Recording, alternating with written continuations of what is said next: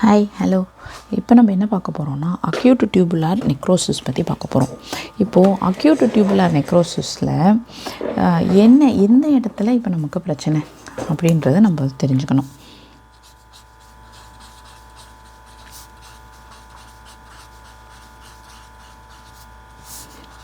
Acute tubular necrosis. இப்போது இங்கே நமக்கு ஒரு டியூபியூல்ஸ் இருக்குது. நம்மளுடைய போமன்ஸ் கேப்சியூல் குளோமெருலார் டஃப்ட் இருக்குது. இது உள்ள இங்கேருந்து நமக்கு ப்ராக்சிமல் கன்வல்யூட்டட் டியூபியூல் இருக்குது. இங்கேருந்து நமக்கு நம்மளுடைய loop of Henle, descending loop of Henle இருக்குது, அசெண்டிங் லூப் ஆஃப் ஹென்லி இருக்குது.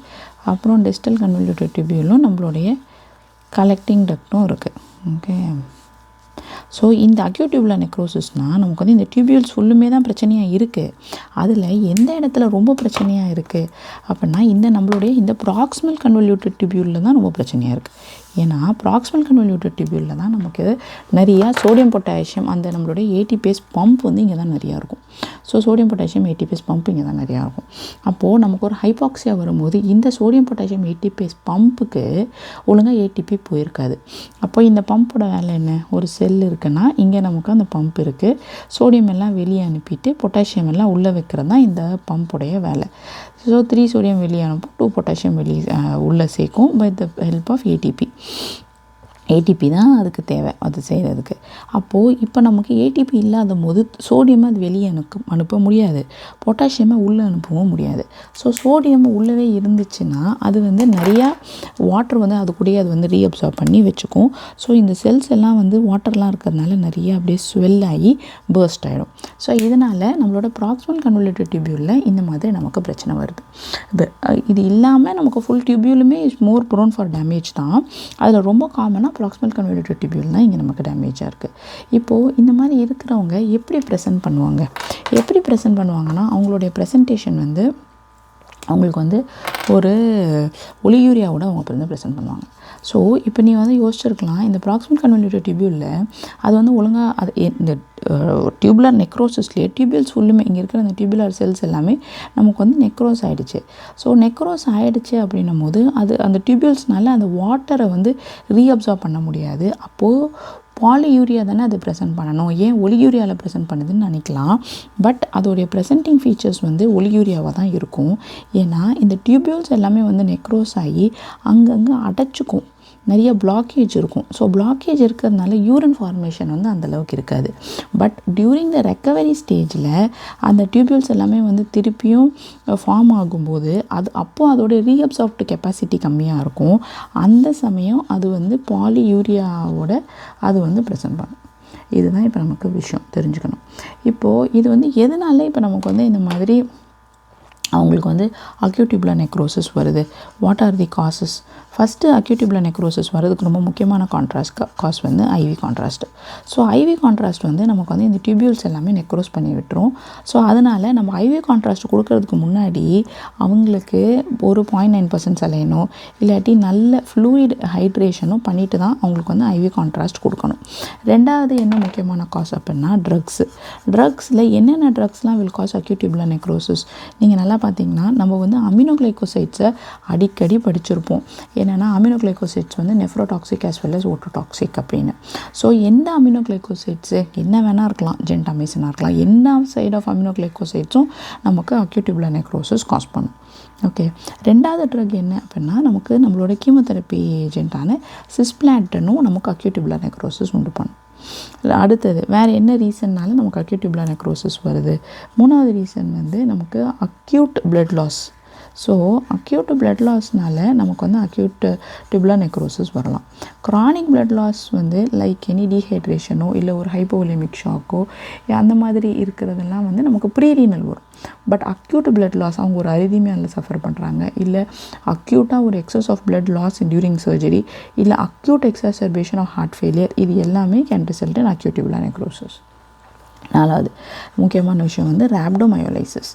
ரேப்டோமயோலைசிஸும் can result in acute tubular necrosis.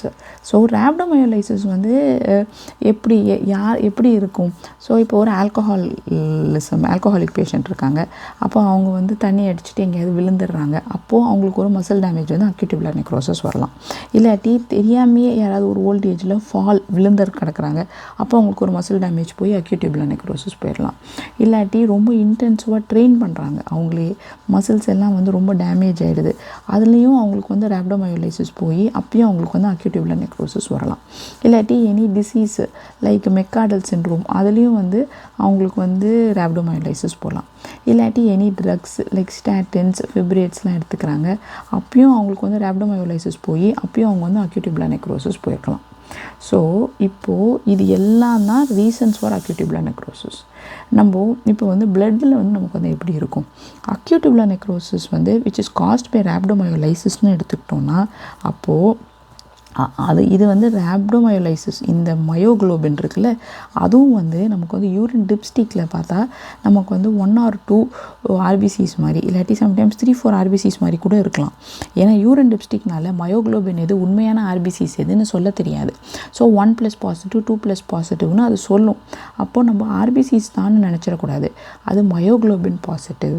ஆனால் ரியலாக யூரின் மைக்ரோஸ்கோப்பியில் ஆர்பிசிஸ் எவ்வளோ இருக்குன்னா அது அவ்வளோக்கு இருக்காது. ஸோ அப்போது நமக்கு வந்து அது மயோக்ளோபின் தான், அது ரேப்டோமயோலைசிஸ் தான் அப்படின்னு தெரிஞ்சுக்கணும். உண்மையாலே ஒரு ஹெமச்சூரியா அப்படின்னா நம்மளுடைய ரியல் மைக்ரோஸ்கோபிக் ஆர்பிசியில் ஒரு 30 to 40 ஆர்பிசிஸ் வரைக்கும் இருக்கும். இது ஒன்று. ரெண்டாவது, இப்போ இந்த ரேப்டோமயோலைசிஸில் நமக்கு வேறு எப்படி இருக்கும்னா மசில் தானே டேமேஜ் ஆகிருக்கு. So increased creatinine kinase elevate ஆகிருக்கும். மசில் டேமேஜ் ஆகிருக்கிறதுனால மசில்குள்ளே இருக்கிற பொட்டாசியம்லாம் வெளியே வந்திருக்கும். ஸோ இன்க்ரீஸ்டு பொட்டாசியமும் உனக்கு இன்க்ரீஸ் ஆகிருக்கும். இப்போது அக்யூட் டியூபுலர் நெக்ரோசிஸில் what is the next best step that you have to do in acute tubular necrosis. next best step acute tubular necrosis கண்டுபிடிக்கிறதுக்கு நம்ம அவங்களோட கிரியாட்டினின் பார்ப்போம். கிரியாட்டினின் அஃப்கோர்ஸ் ஆப்வியஸ்லி எலிவேட் ஆகிருக்க போகுது. அவங்களோட பன்னு கிரியாட் ரேஷியோ நார்மலாக ப்ரீரீனல்லாம் அது வந்து பிளட் யூரியா நைட்ரோஜனை அப்சார்ப் பண்ணி வச்சுக்கும். ஸோ ப்ரீரீனல் ஃபெயிலியரில் பிளட் யூரியா நைட்ரோஜன் ரொம்ப அதிகமாக இருக்கும். ஆனால் அக்யூட் டியூபுலர் நெக்ரோசிஸில் அது வந்து அப்சார்ப் பண்ணி வச்சுக்காது. ஸோ பிளட் யூரியா நைட்ரோஜன் கம்மியாக இருக்கும். ஸோ பன் கிரியாட் ரேஷியோவும் நமக்கு வந்து கம்மியாக இருக்கும். What about FENa? Fractional excretion of sodium வந்து ப்ரீரீனலில் நமக்கு அதை அதிகம் அப்சார்ப் பண்ணி வச்சுக்கும். ஸோ எக்ஸ்கிரீட் ஆகிறது ரொம்ப கம்மியாக இருக்கும். ஆனால் இங்கே அப்சார்ப் பண்ணி வச்சுருக்காது. ஸோ எக்ஸ்கிரீட் ஆகிறது அதிகமாக எக்ஸ்கிரீட் ஆகிடுது. ஸோ மோர் தேன் 1% இருக்கும். ஸோ இதெல்லாம் நம்மளுடைய அக்யூட் டியூபுலர் நெக்ரோசிஸ். இப்போ ஒரு யூஎஸ்எம்ல எக்ஸாம் படிக்கிறோன்னா அவங்க எப்படி கேட்பாங்கன்னா, patient was been treated for endocarditis now developed oliguria, what could be the reason அப்படின்னு கேட்கலாம். அப்போது நமக்கு தெரிஞ்சிருக்கணும், எண்டோகார்டைட்டிஸ் வந்து ட்ரீட்மெண்ட்டில் நம்ம யூஸ் பண்ணுறது வான்கோமைசினும் ஜென்டாமைசின் தான் யூஸ் பண்ண போகிறோம். So gentamicin is that which is responsible for causing acute tubular necrosis. So அதனால் அவங்களுக்கு அக்யூட் டியூபுலர் நெக்ரோசிஸ் தான் போயிருக்காங்க அப்படின்னு நம்ம தெரிஞ்சுக்கணும்.